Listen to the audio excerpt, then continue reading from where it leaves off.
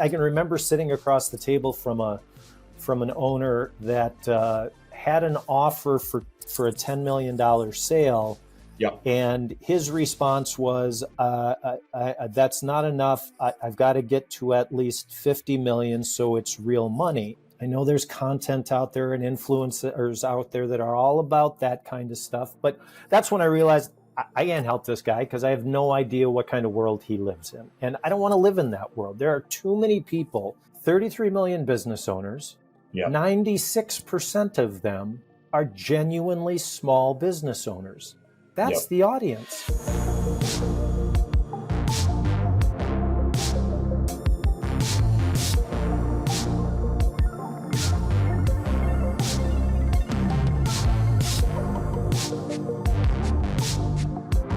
Hello everyone, and welcome to another episode of Humans of Flippa.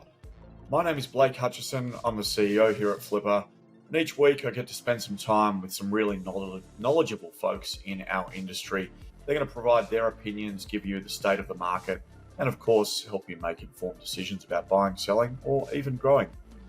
Today, we're absolutely thrilled to welcome Mike Finger to Humans of Flippa, a seasoned entrepreneur and a staunch advocate for small businesses. Over the past 25 years, Mike has not only bought, built, and sold multiple enterprises, but he's also mastered the art of making a business saleable, a journey that began with his eye-opening experience, and we'll cover that today. Through his platform, exitoasis.com, he empowers business owners with the knowledge to successfully exit their ventures. With a track record of both successes and swift failures, Mike's insights promise to be invaluable for anyone looking to navigate the complexities of small business ownership. Join us as we dive deep into the world of entrepreneurship with Mike Finger. Welcome, Mike. How are you today? I'm excellent, Blake. Pleasure to be here. Thank you for the invitation. Now, I was just talking to you about this data set that I continue to refer to, talking about the state, I guess, size of the small business economy in the US. And it's also equivalent in other markets. But can we just start off, set the scene with some numbers? How many small businesses are there in the US? And are you able to break this down by revenue ranges? Because I actually find this quite surprising and enlightening. It's very interesting. In prep for our conversation, I went back to my data sources. This time I looked to the Small Business Administration in the US here to get their numbers. And last numbers available, 2023, 33 million small businesses in the US that fall under that preview. So 33 million. Of those, 80% have no employees. That is a sole practitioner, someone who's out there under a business umbrella doing that work. So 80% have no employees but the owners. 16% of that 33 million have less than 20 employees. So fully 96% of all businesses in the US have 20 or less employees, most of those sole practitioner type practices. If you look further into those numbers, that 93, 94% of businesses are never going to make $1 million in revenue in any given year. And so it gives you a sense for, I always think about this audience literally as an audience. And I think, I think you fill a stadium with people and 96% of them speak Spanish and 4% of them speak English. And the M&A marketplace speaks in English all the time, right? I mean, it's such a fascinating, when you look at the content that's out there, when you look at the messaging that's out there and you compare it to the audience that exists. So anyways, yes, fully 96% of small businesses that are in the US, less than 20 employees, most only a single operator. Yeah, pretty incredible. And I think, please do correct me if I'm wrong, but we're talking about clearly a lot of small businesses, but they command so much of US GDP. They are highly effective. They are highly relied upon, be it digital or brick and mortar or other. And so we're talking about a mismatch between how big they are, but how important they are to the economy, and then how few M&A discussions relate to this cohort. My social media feed, and my social media feed, I imagine, like yours, Blake, has gotten distorted over time, right? I have so many connections in this space and so much content that comes in, but every time I look at the content that comes in, it almost never speaks to this audience, right? It almost never speaks to that small business owning audience, in terms of accuracy of information, in terms of simple things like what should I expect in terms of multiples? What does a sales process look like? All of those things are dominated by Google's last acquisition, right? That's the content we're going to see times 100 compared to accurate information for this audience, and that not only that's not just troubling, but from an owner's perspective, but from an economic perspective, I am convinced that it dramatically impacts how many businesses get sold, how owners grow their business, how they prepare and create what they're creating, because they're doing so with expectations that aren't based in reality. Yeah, and that's a really important point. We could have a large number of small business owners who don't sell as a result of what they read, or do sell but then have misunderstanding for what the multiples are going to look like or what the sales process is going to feel like. And so it's no doubt having an impact on the industry, positive or negative. But the news is misleading because you're talking about different, very substantial differences. Those businesses operate with substantial liquidity. They're operating at substantial scale. The multiples are therefore different. The opportunities for those businesses are different, and the buying community for those businesses is different. So it really does change a lot. Let's then talk about your own experience, because I love that we can talk openly about the buying and selling of a company, and use someone like you who can impart wisdom on a community of people who might think about doing it, and learn from these experiences. So you've got a really, really unique story, and it's actually led to kind of this journey that you're on now with exitoasis.com. For those of you out there listening, please do go and check that out. But Mike, can you share the story of your first business venture and what made you decide to sell it? Yeah, absolutely. The preview of this story would be how Mike learned everything the hard way.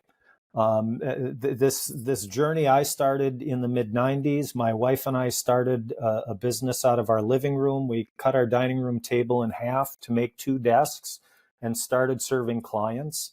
I was a bit of a growth junkie. We grew that business, added a sister company to it.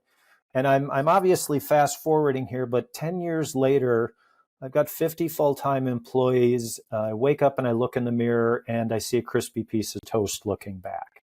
I mean, I've done the 18-hour days. I've done the 7-day weeks, and I get to this point, and I'm ready to be done. And so, having done my homework in terms of preparing to sell my business, I had come to believe that my business would sell for 2 times revenue, because I read an article one time 3 years earlier that said that. And so I started approaching business brokers.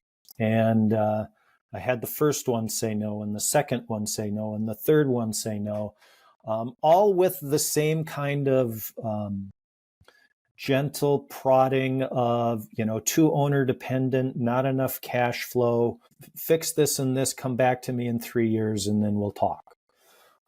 And so this was a catastrophic moment for me professionally because I was burnt out. I was just ready to be done, and realized at that point that I did not have an exit that was in any way close to what I thought I would have or what I needed to be able to practically exit the business.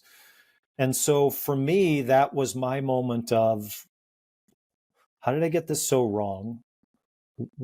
What's the difference between the business I have and a business that a buyer might actually be interested in? And so it was that process of diving back in, learning what that meant for my business, and then making those changes in the business. 5 years later, we were able to sell successfully, and that was it was a freaking miracle in my life. It was it was the do-over. So that journey for me was a real. It's funny. It's even now it's hard for me to talk about it without feeling the emotion of that transition, because it was just incredibly significant for me. So that that first walk through, that first experience for me was just a huge wake up call between the difference of how I thought this worked and how it actually worked. I thank you so much for being vulnerable around that, because I similarly, obviously now running Flippa, but I similarly had I think that term you used was outstanding, a catastrophic experience, and a sense of failure and or doom, because what I had built may not be seen in the same way by others, and obviously I deemed it to be valuable. I too had some sense of what its worth was, but that was misplaced and misstated. Misunderstood is probably a better word, actually.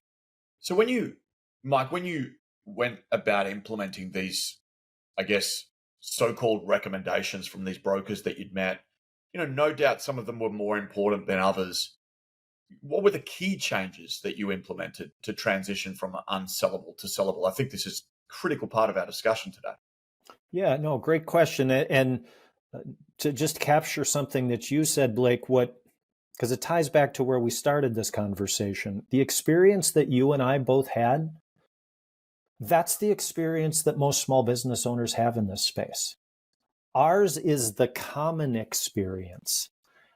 It's not the stories that get told. It's not what makes the content, but this is the common experience that owners have. And it's really the wake-up call that I had at that moment, but then subsequently. But to answer your question, when I look back on what I did, because going through it, like all things small business, when you're a newbie, I was kind of figuring it out as I went, but when I look back on what those changes were, and when I work with small business owners now, I try to focus on some fundamental basics, some core questions.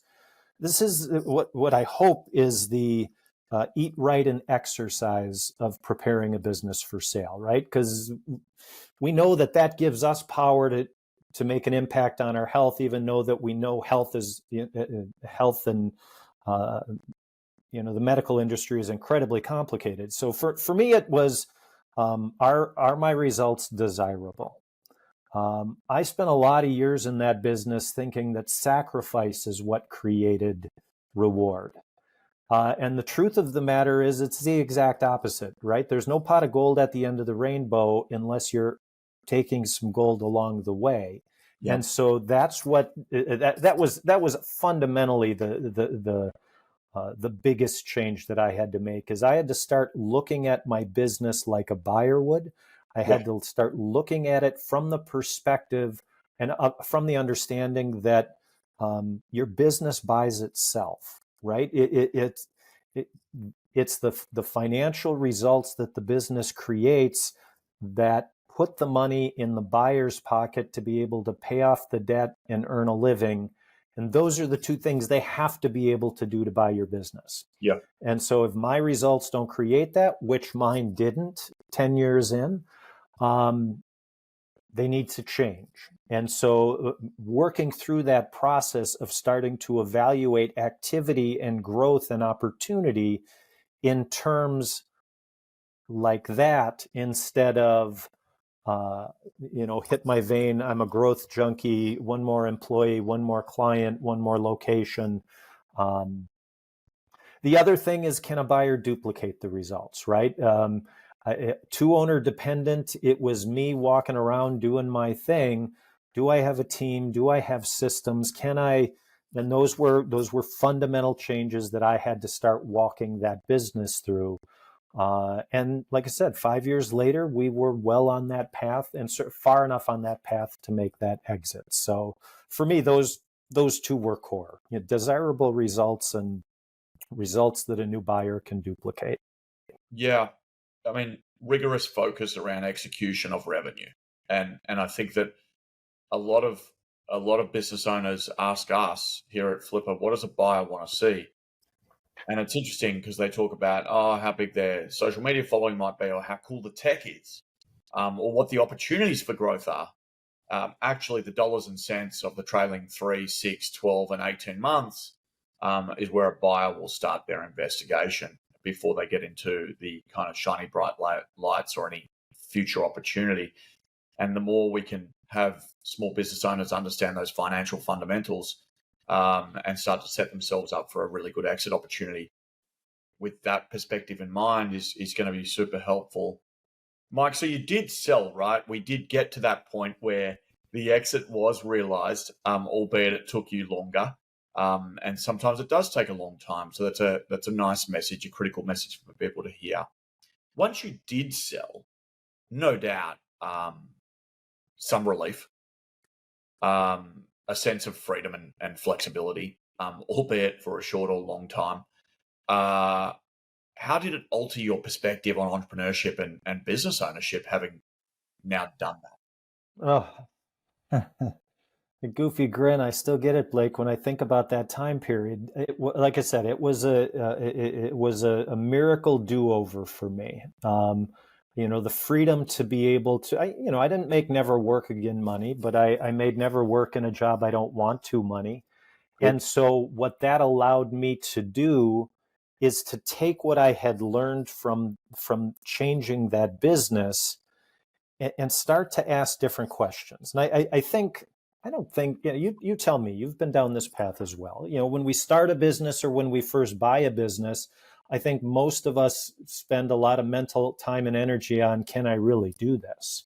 Right? I mean, there's kind of a self-proving that takes place in that. And I think that's good and healthy. But once you work through that and you get past the will this thing survive, in subsequent business opportunities, whether they were businesses that I started or purchased and subsequently sold, I started asking, can this business give me what I want and need? Mm-hmm. And if the answer was no, I stopped looking at buying that business. I stopped going down that particular strategic path for the business I was in, because it wasn't enough to just grow. It wasn't enough to just I needed that business to give to me as the owner a payoff in terms of, did I enjoy what I was spending my time doing? What was I fairly financially compensated for what I was doing? Was I right? I mean, some of these questions that seem really basic, but I just know too many owners that ignore that stuff. You tell me, when you were in first business mode, Yeah. how much of that is a please don't let it fail kind of thing?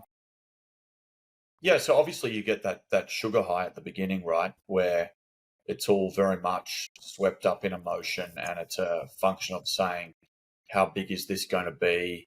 These are the levers I'm going to pull and get bigger. And so you're orientating to growth. As you start to realize that the growth horizon is no longer achievable, when you start to realize that the blood, sweat, and tears that you've put into the business are the same blood, sweat, and tears you're going to put into it for another 5 years, it becomes obviously an emotional drain. And I think that people need to start to understand that time horizon and almost before they wave the white flag, predict and forecast when that might occur. Because if you no longer have a passion for running it, if you run out of steam, you run out of good ideas, you run out of the capability to execute for the business of whatever size it is at any given time, things can start to dry up, go a little bit pear-shaped, and give you less sustainability and, I guess, less optionality. I also think, Mike, that the exit outcome is worthwhile diving into a little bit, because what you said, and please do restate if I get this wrong, I didn't make never work again money, but I did make never do a job I don't want to do money. I think that's a really important point, actually, because exit outcomes are those that we read about on the front of a newspaper, magazine, TechCrunch. Yeah. And exit outcomes do come in various sizes. Here at Flippa, we're price agnostic. We see deals done for tens of thousands of dollars, and we see deals done for tens of millions of dollars. But often, some of the most emotionally happy business owners we run into are those business owners who receive smaller exits, because it can be life altering. It doesn't mean you're not going to have to work again, but it is life altering. Yep. No doubt you agree with that. Oh, I mean, 100%. It is when I talk with owners, it's so easy to get caught up in the concept of more when we talk about exits, and having a small business owner define enough is freaking magical, because it speaks to that space that you're talking about, right? I think about a client that I worked with who sold 2 years ago, and again, likewise, it wasn't never work again money, and he was anxious about that. And then a year later, he purchases a different business and applies what he learned before, and within that next 12 months has seen a 2x, 3x in value on that business. Right. And it came from the confidence of that place of initial exit.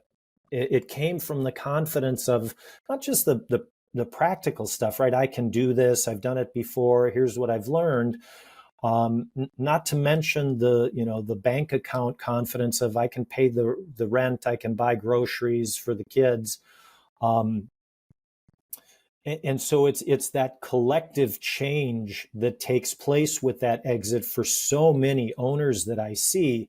And then again, I see those that are chasing that more place. They're chasing that. I can remember sitting across the table from an owner that had an offer for a $10 million sale. Yep. And his response was, that's not enough. I've got to get to at least 50 million. So it's real money. And again, I know there's content out there and influencers out there that are all about that kind of stuff. But that's when I realized I can't help this guy, because I have no idea what kind of world he lives in. And I don't want to live in that world. There are too many people. And again, Blake, let's go back to the numbers we looked at, right? 33 million business owners, 96% of them are genuinely small business owners. That's the audience. Why the heck is there so much M&A porn out there talking about the 50 million or the $500 million exit, when it not only doesn't apply to that audience, it miseducates that audience? It's just, to me, it's tragic what it does. I don't think it happens intentionally. It's unintentional from those producing that content, but the negative impact is still the same. So I've babbled my way out of remembering what your initial question was, but yes. I do love this. Flippa today, and by the time our interview is out, Mike, everyone will obviously see this. We did publish today the difference between multiples of lower value businesses and multiples of higher value businesses. And I think it's Interesting. really important for everyone out there to understand that the bigger the business, the bigger scale it operates at, therefore the less risk in it, therefore the bigger opportunity in it. And we're not talking about lower middle market here, Mike. We're talking about the segment of the industry that you and I are so passionate about. So it does substantially shift for everyone out there listening. Selling a business which is doing $500,000 in annualized revenue does not achieve the same multiple equation as selling a business that is doing $5 million annualized revenue. They Right. are substantially different, and people need to know that. When you see multiples published out there, they're so broad Yeah. in nature, they're actually meaningless. It's like talking about the difference in the cost of a home in Bel Air and the cost of a home in a less valuable neighborhood or city in the United States. It really does run that spectrum. Absolutely. And I think it's just critical that small business owners, and I don't know how many actually understand this.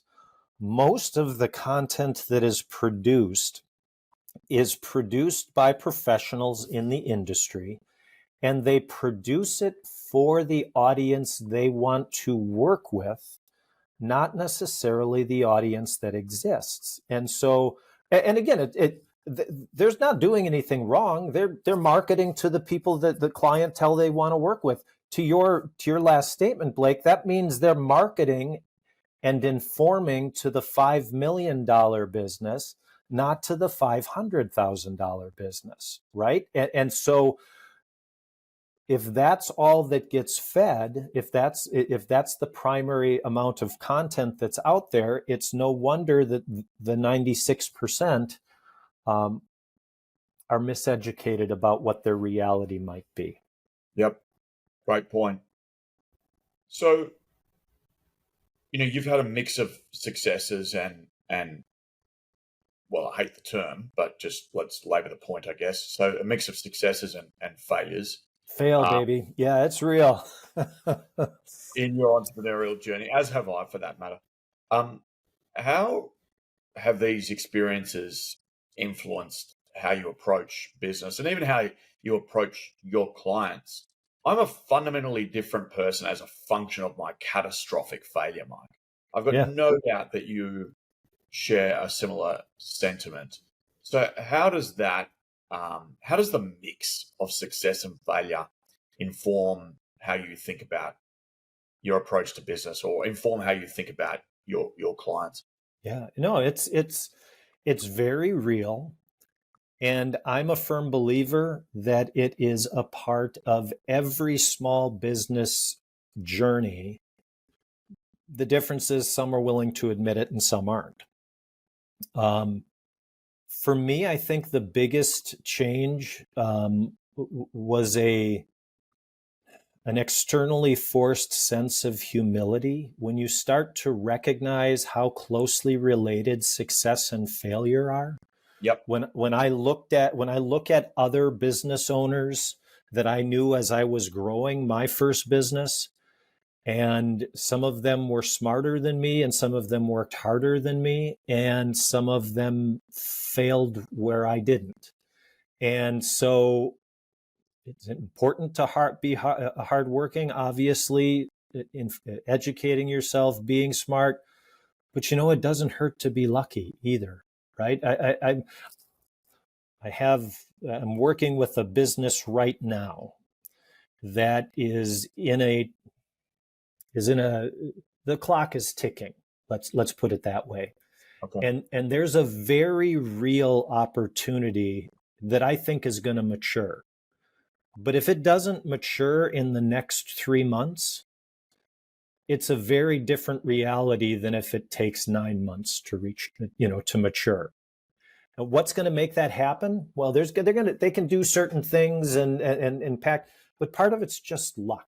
Part of Yep. this is going to be the timing on this client, and the humility that seeing that happen has brought to bear on me and watching it in my own failures is huge. But I think the other thing, and again, you used this word earlier, is understanding the almost exclusive importance of execution.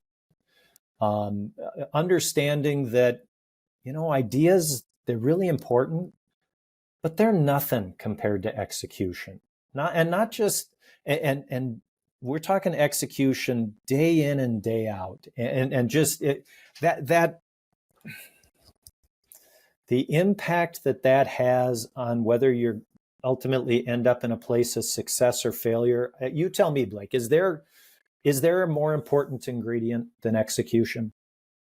Mike, I kind of love that you've just brought up that term, and I think you used the term nothing more important than exclusive execution.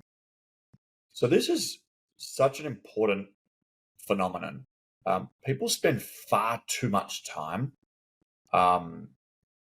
strategizing and ideating, and less time doing. The fastest pathway to a successful strategy is understanding whether what you just did worked or not. That's the fastest path to successful strategy. Yep. I did that, it worked or didn't, therefore my strategy will go this way or it won't. And if people just spent more time executing on the fundamentals of their business every single day, and less time thinking really big, we have this saying here at Flippa: think, say, plan, do, right? You get a management consultant, they can think really big. They can sometimes even say it. Occasionally they can even plan it, but Right. very rarely can they do it. Yep. So those four things have to happen together sequentially. Think, Yep. say, plan, do. I couldn't agree more, Mike. Yeah. I love that you've raised execution.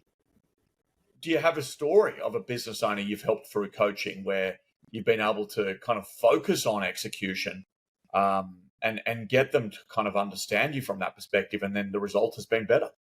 Oh, it's funny you mentioned that, because even as we were talking about that, this is the story that came into my head, and it was a family friend that was looking at starting a business. And given my background and experience, he had wanted to sit down, so he'd sent me the business plan beforehand, and he had worked through the numbers, and we were doing all this stuff, and ultimately this business idea came down to a specific piece of property. If he could own that piece of property, he could do this. If he couldn't own that piece of property, it wasn't going to work. And I feel silly even saying it, but it's one of the best pieces of advice I ever gave someone, because he's going through his strategies and his plans, and here's what I think I should do, and maybe I'll call an attorney, and I'll do this and I'll do that. And I finally just said, why don't you just pick up the phone and call the property owner and see if he has any willingness or interest in selling? Yep. It's like, what, can I do that? What if this happens? I don't know, but at least then we'll know, right? At least then. And so for him, that execution was dial. He talked to the guy, and the guy said, yeah, I'd be open to the conversation. What are you thinking of doing there? And they're off to the races. And again, it's a silly, simple example, but it's that temptation that we have as owners, and I certainly have the trait, to spend so much time in our head that we forget that there's a customer out there that's ready to tell us if this is going to work or not. Right? There's a customer out there that's going to say, no, blue, not red. Right? 9 out of 10 customers say blue, not red. Well, guess what? My opinion is meaningless if 9 out of 10 want blue instead of red. So it's getting to that place where you're actually executing, putting it in practice. And again, I think that's a function, and that is something that I see as owners get more experience and see the ROI on that. But yeah, we can think ourselves to death. Yeah, I think that's something that even happens when you're a company representing someone who desperately wants to sell, right? So the seller's got emotion, the seller's caught up in a number.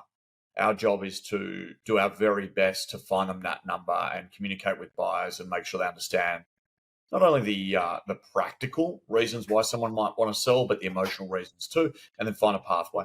And we had an Yeah. example where one of our brokers said to me, Blake, I've got a very interested party, but they're not responding.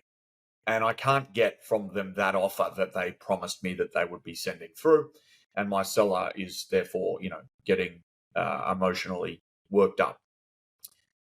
Do you have any advice for getting the offer? I said, yeah, call the person 5 times in 5 minutes. And she said, what? I said, call the buyer 5 times in 5 minutes. She said, that's ridiculous. I said, do it. See what happens. She said, well, what happens if they don't respond? I said, send their boss a note and say, I called your colleague who assured me that they would be sending in an offer for my business owner who is seeking out that offer. I called him 5 times without response. Can you assist me? And some people might think that this is a little bit much. Well, guess what happened? She called the person 5 times in 5 minutes, no response. She sent the person a text message, no response. This is multiple days after they assured the offer would be through. She called the person's boss, high net worth, and said, your analyst has been unresponsive. Just called him 5 times, and I can't seem to get a response. Boss, high net worth, responds immediately. My sincere apologies. I'll make sure that offer is with you very shortly. And so the fact that we stopped posturing, and started doing and executing to an outcome that was preferred for us and our client got the result. And sometimes you just have to live in a slightly awkward or uncomfortable environment for 5 minutes to ensure you get the result. I love that story because it speaks to something that I love about the people that I work with, and it's that sense of owner DNA, right? It's that sense of, well, that didn't work. What am I going to try next? And just that. That's a great story. I love that. Let's finish up, Mike, with helping everyone out there understand the common misconceptions business owners have about preparing their business for sale. I think this is the crux of what we're talking about. I think it's genuinely helpful for the audience to understand this. What are the common misconceptions business owners have about preparing their businesses for sale? Yeah, great question. I think the biggest, most dangerous myth, the biggest misconception that owners have about this topic is their belief that they can wait. Their belief that this is something they can get to.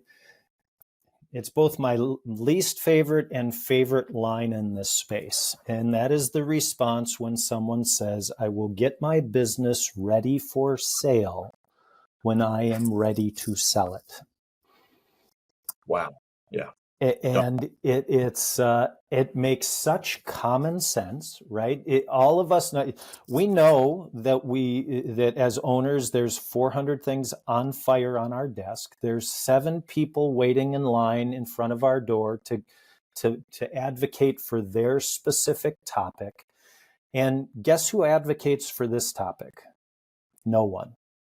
Right? There is no advocate for a successful sale of a business or a successful exit for the owner other than the owner. And so owners, by and large, tend to wait, and then they tend to fail. And it's not a coincidence that both those things happen. So, I mean, again, a very, very pragmatic suggestion that I have for owners is that when it comes to this topic area, this is essentially us making an investment, giving a gift to our future self. So what I like to suggest they do is they take 1 lunch hour a month, make it a half hour, and set it aside to spend on this topic area. Read the blog post at Flippa, look at something on YouTube, consume some content, have a conversation with someone that you know sold. Do something for a half hour a month that starts to put you in a mindset of exit. That is how you help kill that primary misconception around waiting. Because as you educate yourself, as you start to learn some of this, and you start to learn it as it relates to the 96% of businesses, not the mid-market, not the giants, but how it actually works for businesses your size, you're going to start to make decisions differently. Maybe just 1 or 2% differently. But over time, that little percentage different creates a fundamentally different business. What are the kind of things that you need to learn about? You need to learn about the product. What is your business? Not to you, not what's your opinion of it, but what is your business to the marketplace? What is an exercise I will do with business owners sometimes is we'll look at their business as a financial entity, and then we'll go to the marketplace. We'll go to Flippa. We'll go to other sites, and we'll say, let's find businesses that look like your business. What are they selling for? How long have they been listed? What does the marketplace think of your business? And starting to see the product that's actually being produced by the owner, starting to understand the process. What does it look like to sell a business? How long does it take? What are the expectations? All of that kind of stuff. And then finally, the price, right? What is a reasonable market-based expectation for the value of your business? I don't care. You don't have to list your business at that price. I don't care what you list your business at, but understand a market reasonable expectation for price and why your buyer might respond by hanging up the phone if you're 4 times that amount.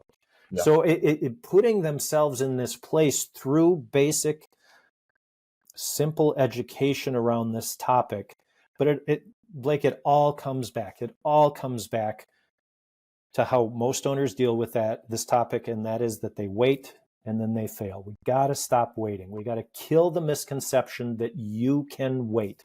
And the good news is if you don't wait and you start building towards sellability, guess what? Sellability and ownability are the exact same thing. The more sellable a business is, the more fantastic it is to own. Hey, why not create that kind of business for yourself? Sell it tomorrow, own it forever, be ready to do either.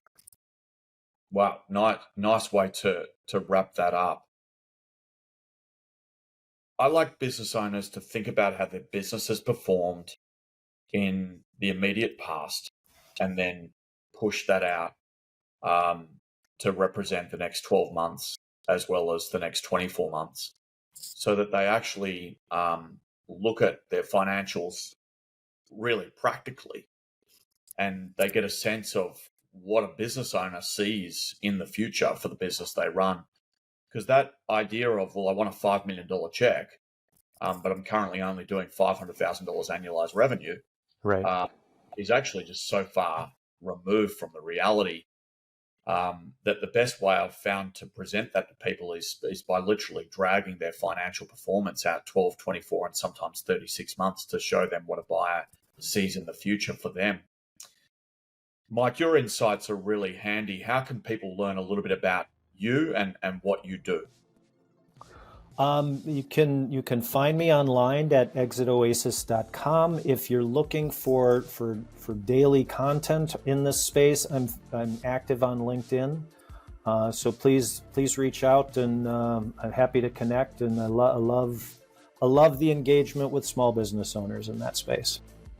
Personally, I do follow Mike, his insights, his posts, the data that he shares, and some of the emotional journeys that he posts about and shares with the community are super, super helpful. So for those listening, please do go and follow Mike Finger on LinkedIn. Check out exitoasis.com. And Mike, thank you so much for being a part of Humans of Flippa. I really do appreciate that. Blake, genuinely my pleasure.